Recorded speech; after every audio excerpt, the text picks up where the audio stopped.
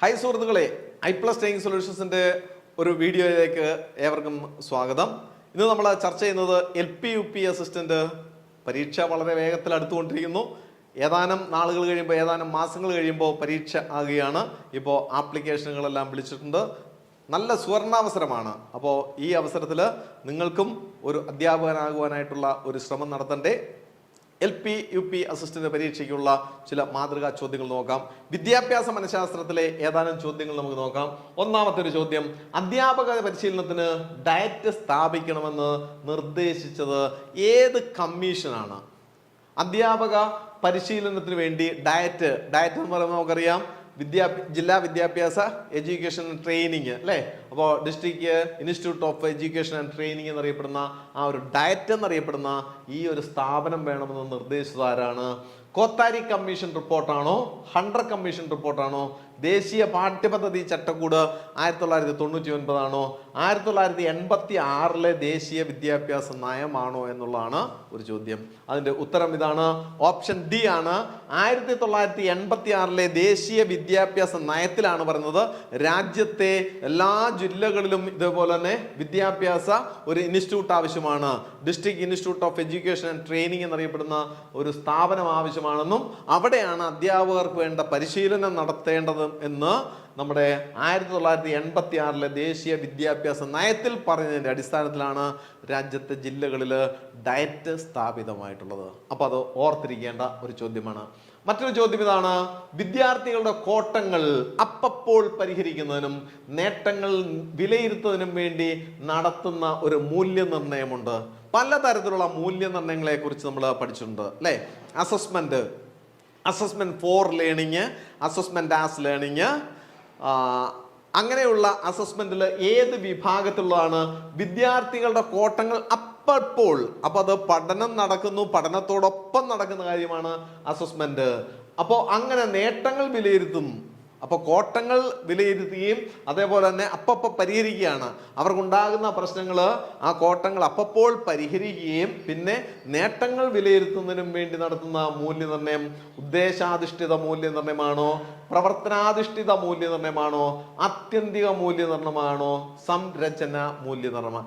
അപ്പപ്പോൾ നടത്തുന്ന മൂല്യനിർണ്ണയം എന്ന് പറയുന്നതിനെയാണ് സംരചന മൂല്യനിർണ്ണയം. എന്തിനു വേണ്ടിയാണ്? അത് പഠനത്തിന് വേണ്ടിയുള്ള വിലയിരുത്തലാണ്, പഠനത്തിനായിട്ടുള്ള വിലയിരുത്തലാണ്. അപ്പോൾ പഠനം നടക്കുന്ന കൂട്ടത്തിൽ തന്നെ, ക്ലാസ് റൂം ട്രാൻസാക്ഷൻ നടക്കുമ്പോൾ തന്നെ നടക്കുന്ന ഒരു മൂല്യനിർണ്ണയത്തെയാണ് സംരചന മൂല്യനിർണ്ണയം എന്ന പേരിലാണ് അറിയപ്പെടുക. അടുത്തൊരു ചോദ്യത്തിൽ നമുക്ക് നോക്കാം: ശാസ്ത്രീയമായ രീതിയിലുള്ള ആധുനിക ബുദ്ധിമാപനത്തിന് തുടക്കം കുറിച്ചത് ആരാണ്? ഏത് വിദ്യാഭ്യാസ മനഃശാസ്ത്രജ്ഞനാണ് ശാസ്ത്രീയമായ രീതിയിലുള്ള ആധുനിക ബുദ്ധിമാപനം, മെഷർമെന്റ് ആണ് അല്ലെ, ബുദ്ധിമാപനത്തിന് തുടക്കം കുറിച്ചത്? Guilford, Alfred Binet, Spearman, CH Rice. Alfred ബിനെയാണ് ശാസ്ത്രീയമായ രീതിയിലുള്ള ആധുനിക ബുദ്ധിമാപനത്തിന് തുടക്കം കുറിച്ച വിദ്യാഭ്യാസ മനഃശാസ്ത്രജ്ഞൻ. അടുത്ത ഒരു ചോദ്യം: കുട്ടികളിൽ ഉണ്ടാകുന്ന ഭയം ഇല്ലാതാക്കുവാൻ ഏത് മാർഗമാണ് അഭിലഷണീയമായിട്ടുള്ളത്? കുട്ടികളിൽ ഭയം ഉണ്ടാകും, ആ ഭയം ഇല്ലാതാക്കാനായിട്ട് ഏത് മാർഗമാണ് ഏറ്റവും അനുയോജ്യമായിട്ടുള്ളത്? ഒന്ന്, പേടിക്കുന്ന കുട്ടികളെ പരിഹസിക്കുക, അവനെ കളിയാക്കുക. രണ്ട്, പേടി ഉണ്ടാക്കുന്ന വസ്തുക്കളുമായി സാവകാശത്തിൽ സമ്പർക്കത്തിൽ ഏർപ്പെടുവാൻ കുട്ടിക്ക് അവസരം നൽകുക. ഇത്തരം ഭയങ്ങളെ അവഗണിക്കുക. കുട്ടികളുടെ ഭയം, അതൊന്നും പ്രശ്നമൊന്നുമില്ല, എല്ലാവർക്കും ഉള്ളതാണ് എന്നൊക്കെ പറഞ്ഞ് അങ്ങ് അവഗണിക്കുക.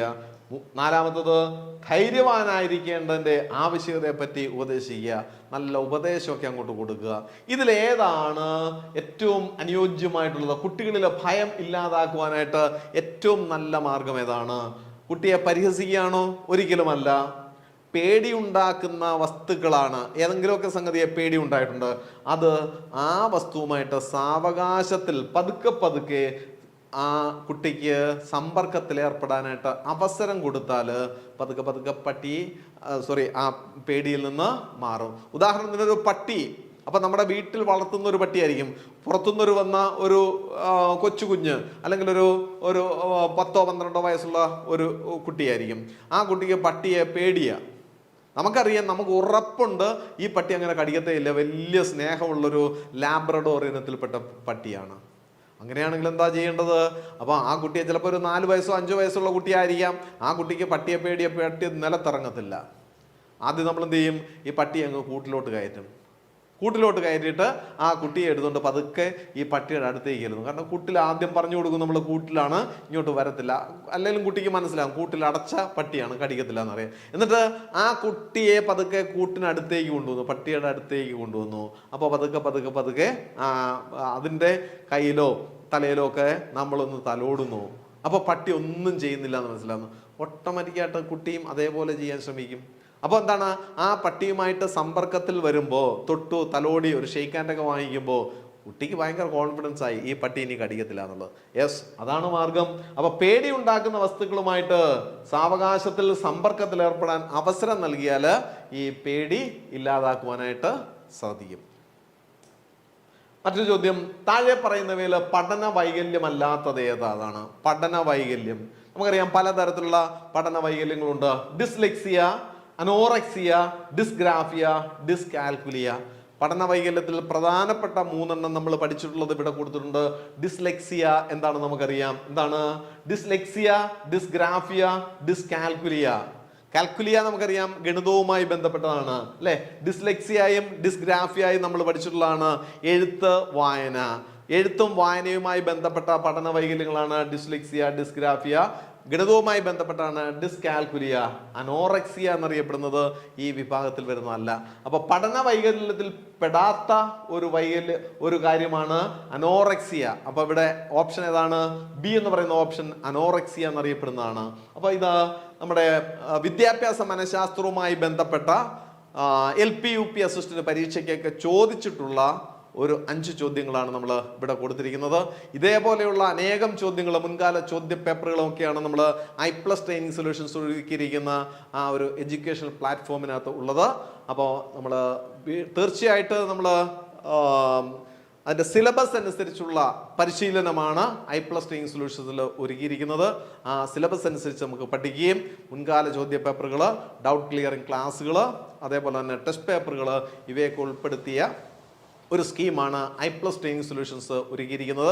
തീർച്ചയായിട്ടും ഈ അവസരം നിങ്ങൾ ഫലപ്രദമായിട്ട് വിനിയോഗിച്ചു കഴിഞ്ഞാൽ വളരെ അഫോർഡബിൾ ആയിട്ടുള്ള ഫീസോടുകൂടിയാണ് ഈ പറയുന്ന ഈ കോഴ്സ് അനൗൺസ് ചെയ്തിരിക്കുന്നത്.